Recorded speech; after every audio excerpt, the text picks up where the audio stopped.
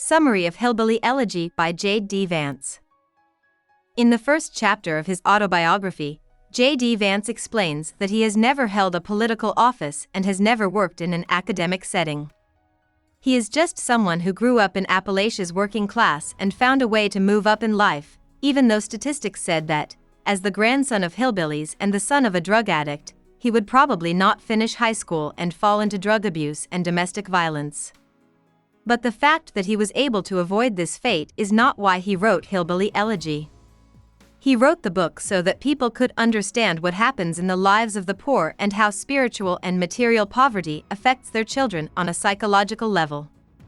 Vance says that hillbillies are related to Scots-Irish Americans, who came from Scotland to the United States in the 18th and 19th centuries. For this group, poverty is the family tradition, and almost no one goes to college. A lot of Scots-Irish Americans live in the hills of Kentucky, just like Vance's family. Even though Vance spent most of his youth in Middletown, Ohio, where many country families moved to work at Armco Steel, a generous company that hired people with little or no education, he considers Jackson, Kentucky to be his real home. This is because his grandmother and grandfather, known as Mama and Papa, lived most of their lives in Jackson. The town is the center of family stories, and Vance shows how important the hillbilly oral retelling practice is. He writes about his great-uncles, who were Mama's brothers. As a child, he looked up to them. They would gather around and tell him amazing stories. Even though these stories were not good for kids, Vance loved the hillbilly justice that each one showed. In fact, the oral storytelling practice often focused on the strong values of loyalty and respect that were important to the hillbilly community. For example, Vance's Uncle Pet once told a story about a man named Big Red who made fun of his mother. Uncle Pet beat Big Red until he was out of his mind and then ran an electric saw up and down his body. Big Red lived, but he never went to court because he knew what it meant to insult a man's mother. After talking about how important respect and loyalty are in hillbilly society, Vance lists the many problems that Kentucky and the rest of Appalachia are facing. Even now, or maybe even more so now, drug abuse is common in the middle class, as are the unhealthy eating habits that come with a lifestyle based on fast food and sugary drinks. Vance's grandparents went from Kentucky to Ohio in search of a better life, where Papa got a job at Armco Steel. In 1947, when they were both still teens, they got married in Kentucky. They were both from well-known country families. The young couple moved to Ohio because Papa's only other choice was to work in the coal mines in Kentucky, which wouldn't bring much happiness or security to his family. Mama and Papa had 3 kids, Vance's Uncle Jimmy, his Aunt Wee, and his mother, Bev. Papa had a major drinking problem, which Mama thought was a very bad thing. She wouldn't let her husband keep drinking, and after many fights that turned violent on both sides, she told Papa that she would kill him if he ever got drunk again and came home. When he didn't pay attention to her a few nights later, she lit him on fire while he was sleeping on the couch by pouring gasoline on him. Aunt Wee, who was 11 at the time, jumped up and put out the fire. Years later, Papa stopped drinking, and even though he and Mama split up and moved into different homes, they still spent all of their time together. Vance says that generally, children who see their parents fighting like Mama and Papa did are more likely to have hard lives themselves. Uncle Jimmy and Aunt Wee, on the other hand, were able to grow up and have solid lives, even though Aunt Wee's first relationship was cruel. Bev, unfortunately, gave in to the chances and started a life of drug abuse and shaky relationships. During her second marriage, when she had Vance, the marriage fell apart soon after. Her next husband, Bob Hamill, took Vance in and was a pretty nice guy. For a short time, the family had something like security, and JD went to school and learned to love reading. Even though she had a lot of flaws, Vance says that his mother believed deeply in the promise of education and did her best to teach her children to feel the same way. Mama and Papa were very important in Vance's life because they lived close by. This time of peace ended when Bev and Bob chose to leave Middletown because they felt like their independence was being taken away by Mama and Papa. Vance was sad when he couldn't easily see his grandparents, who he thought of as his best friends. To make things worse, the move brought Bev and Bob's first fights at home. Bev never gave up in a fight because she had gotten Mama's fiery personality. Vance says that his mother's fights with his stepfather were his first example of how to solve marriage problems.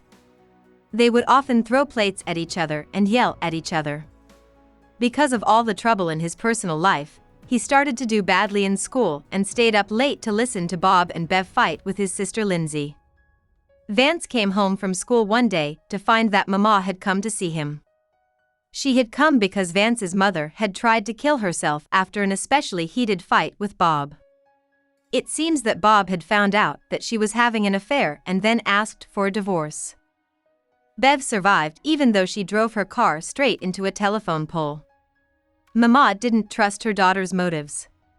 She thought Bev had tried to look like she wanted to die to get people to feel sorry for her and take their minds off of her affair. After this mess up, JD, Lindsay, and their mother moved back to Middletown and got a house even closer to Mama and Papa's than they had before.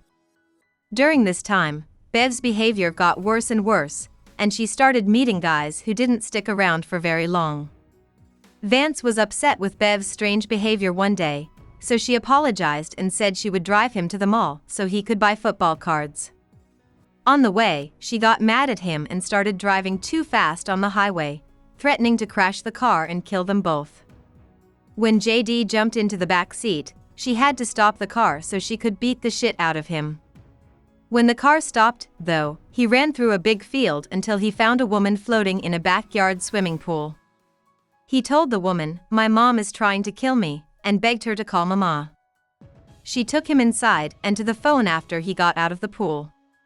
Bev came and started pounding on the door. She finally broke it down and grabbed JD, but luckily, the woman had called the cops, and they came quickly and took Bev away. JD had to witness against her when she was later tried for a minor crime of domestic abuse. He lied instead and said she had never threatened him. He did this to protect his mother, but also because he had made a deal with her that if he didn't portray her as cruel, he could live with Mama and Papa whenever he wanted. Papa died not long after Bev started meeting a new guy named Matt, and his death affected the whole family.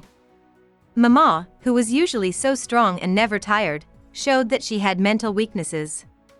More importantly, Bev got hooked on prescription drugs, which she had been doing slowly but steadily for a while. She was more upset than anyone else about Papa's death, and she made sure everyone knew it. She even told her own children that they couldn't be as sad as she was because Papa was her father.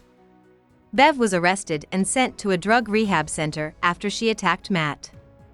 During this time, JD depended on Lindsay, who had just finished high school, for help. When JD finally ended 8th grade, his mother had been sober for almost a year, and Lindsay had gotten married to a guy named Kevin. Bev made JD move with her and Matt to Dayton, Ohio, before he started high school. This cut him off from his support systems, school and Mama, once again. JD didn't want to do that. Instead, he chose to live with his real father, Don, whom he had just recently gotten in touch with. Don was also from Kentucky.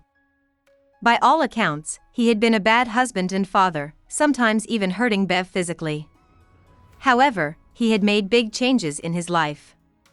He became a Christian evangelist and started a new family that followed the rules of the church very closely. JD liked this because he wanted to be part of a reliable group. So, he was happy to move in with Don. Even though Don's house was calm and safe, JD felt constantly on edge in his new life. This made him move in with Mama, where he stayed for the rest of the summer until he finally agreed to live with Bev and Matt out of fear of being too much for his grandmother. As JD got further along in high school, his mother's drug use and her crazy, always changing love life kept going. Vance went to Narcotics Anonymous for years to help his mother, only to see her keep using drugs. He finally chose to move in with Mama, which he thinks saved his life. His grades at school went up right away, and he stopped wanting to hang out with other kids who smoked pot or drank alcohol. He was even accepted to Ohio State University, but when it came time to make a decision, he didn't feel ready. He knew that going to college was an investment in his future, but he couldn't shake the feeling that not all investments are good investments. Mama told him that education was the only damned thing worth spending money on, but he chose to put off college and join the Marines instead, which seemed like an impossible task given that he was out of shape and had no discipline at all. Even though she was worried, Mama helped JD while he was in boot camp by writing him letters. The regular exercise and mental challenges changed him in ways he could never have imagined before he joined the Marines. They gave him confidence and a sense of control he had never had before. Mama died not long before Vance went to Iraq in 2005. This was the first time in his life that he was truly on his own, but he had learned to take care of himself by then. He was lucky that he didn't get hurt in the Iraq War, and when he got back, he finally went to Ohio State University. During this time, he worked multiple jobs and went to school, which was hard, but JD had learned how important it was to push himself to reach his goals. So, he was able to finish school in just 1 year and 11 months. Then he started sending in applications to law schools. On the second time he tried to get into law school, Yale accepted him, and that's where he got his degree. During his time at Yale, Vance had to face over and over again the huge gap between his hillbilly background and the rich, elite world he found himself in. He got close to a friend named Usha, who often helped him figure out how to act in social situations. For example, he once called her from the bathroom of a fancy restaurant, where he was meeting a high-powered potential boss, to ask which piece of silverware he should use first. He ended up meeting Usha, and they got married after they both finished law school. Vance says that even though he has moved up in the world, he is still often pulled back to the bad parts of the place he grew up in. One night, not long after he graduated from Yale, he drove to Middletown to pay for his mother to stay in a rundown hotel because her fifth husband had kicked her out when she started using heroin. There is no clear path to success, and the world I left always finds a way to pull me back in, he writes. He is not ashamed of this, though. As a successful and solid member of the hillbilly class, he sees it as his duty to help young people who are struggling with the same problems he had to deal with as a youth. Hillbilly Elegy is a biography first and foremost, but it also looks at the Appalachian working class as a whole. Vance often uses social studies to add to his own life story and suggest new ways to think about poverty. Even though there are too many of these things to list here, it's worth noting that Vance says faith and schooling are two ways young people can move up. Even though he talks about different government and economic ideas that have led to the present situation in Appalachia, he says that the best way to deal with poverty in rural areas is not to change policies, but to change the way people think and act. He says that too many hillbillies blame the government and other outside forces for their own problems. This lets them avoid taking responsibility and working hard. As a result, there needs to be a change in the way everyone thinks, one that takes into account the family, faith, and culture problems of the middle class. About the author. J.D. Vance was born in the 1980s in Ohio's Appalachia. As he was growing up, he was exposed to his mother's drug addiction and the nomadic lifestyle she led. His grandparents were what he refers to as hillbilly grandparents. Because of this, his grandparents were a big part of his life. They taught him the hillbilly ideals they had learned growing up in eastern Kentucky. Even though he grew up in a place where drug use and marital abuse were common, Vance was able to get out of the poverty he lived in as a child. After he graduated from high school, he joined the Marines and later helped the U.S. in the Iraq War. When he got back to the U.S., he went to Ohio State University and then Yale Law School. He then worked as a venture investor before starting a charity called Our Ohio Renewal, which works on the opioid problem in the state. Vance was elected to the U.S. Senate in January 2023. He is the first Ohioan to become a U.S. Senator without having any prior experience working in government.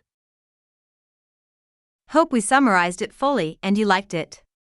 Please hit the like button and subscribe to our channel so that we are motivated to create more videos.